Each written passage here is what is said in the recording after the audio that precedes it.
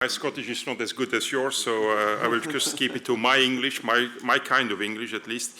So thank you very much for giving me the floor, Steve. Great speech, great document. This is actually also, Steve, you know that very well, what we have at European level, an industrial manifesto, because industry is the basis of a welfare state, of a social welfare state. Without industry at the basis, we can't pay pensions, we can't pay insurance, we can't pay health care. We can't pay education, so industry, we need it today, we need it stronger even in the future. So great document, you have our support, and we will certainly also use it together with ours to promote it. So industrial Europe, let me first of all say a few words about this European Trade Union Federation. We organize all industrial trade unions in Europe, and that's not limited only to the European Union. It's all European countries, altogether 200 organizations, 7 million members. Obviously, clearly, Unite, the union, is one of our most important unions that we have in our federation. Together, nobody can beat us.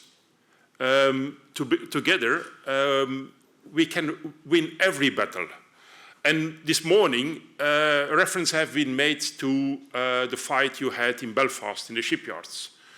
Well, I said it already in the aerospace and shipbuilding sector conference, this was not only the fight of the Belfast workers, this was the fight of Unite the Union throughout the United Kingdom. But let me say something more.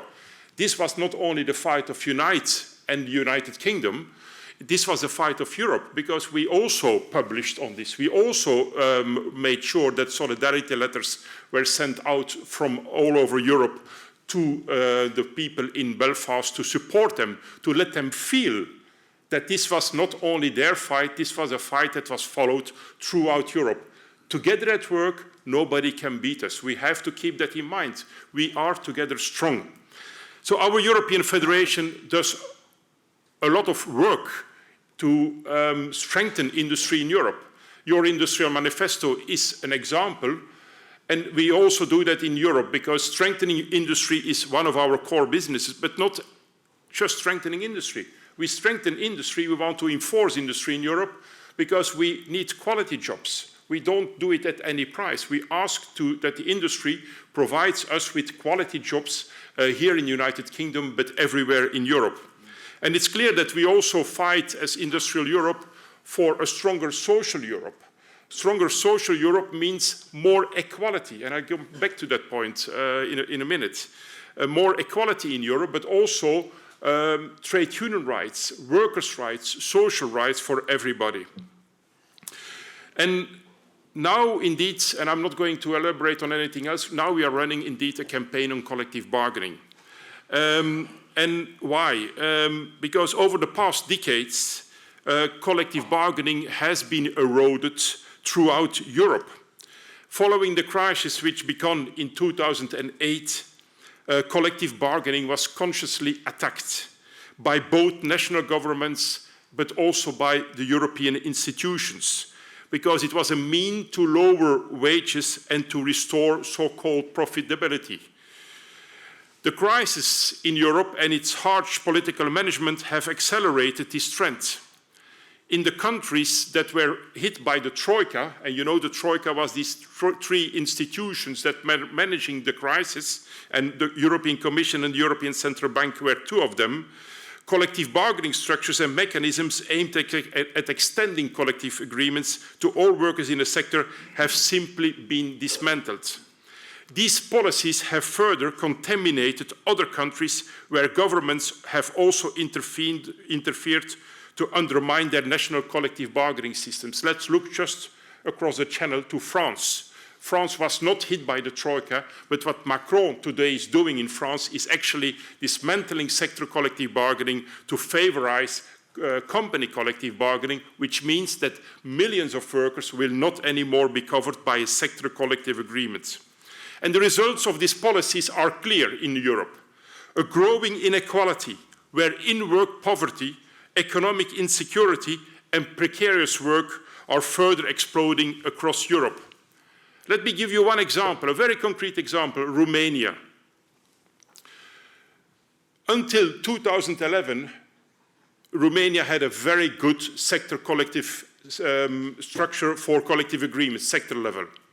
At that time, 9% of all industrial manufacturing workers in Romania, 9% were paid the minimum wage. In 2011, the Troika dismantled it completely. Everything had to happen at company level. Today, the result is that 1/3 of all workers in industry and manufacturing are paid the minimum wage of just below 400 euro gross a month. This is the reality of dismantling sector collective bargaining. The promised convergence between EU countries has not come to pass. And we know what we're talking about. And as a result, this trust towards the EU and national governments is not improving at all. The European project is still today, by many workers, not seen as a driver of social progress. And what does it mean? In reality, migration. We have been talking about migration over the last 10 years in Europe a lot.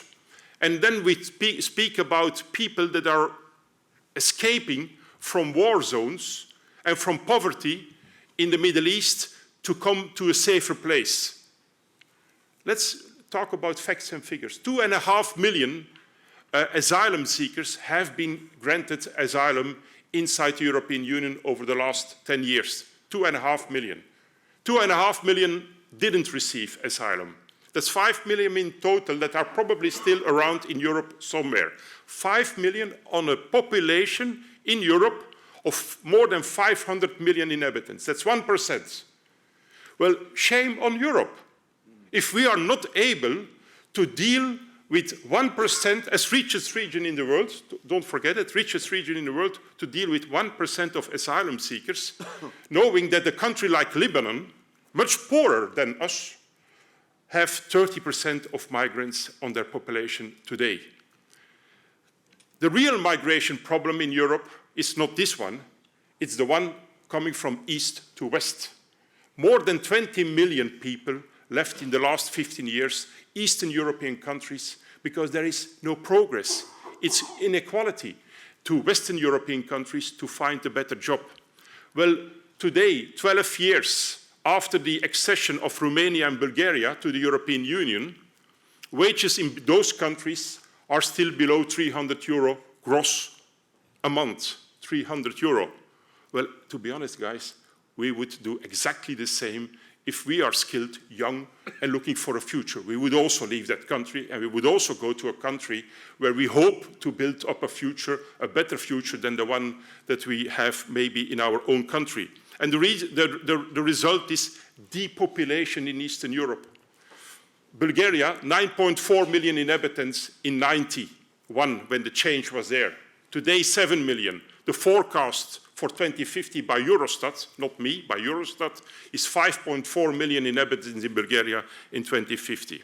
So we need to create a model of social justice which reduces income inequalities, supports purchasing power, generates quality jobs, and leads to an inclusive society. Collective bargaining is an essential ingredient of this social model as it delivers fair and collective solutions for all. Today, many European countries need to rebuild and build their collective bargaining systems in order to make sure that the large majority of workers will again enjoy the protection of collective agreements.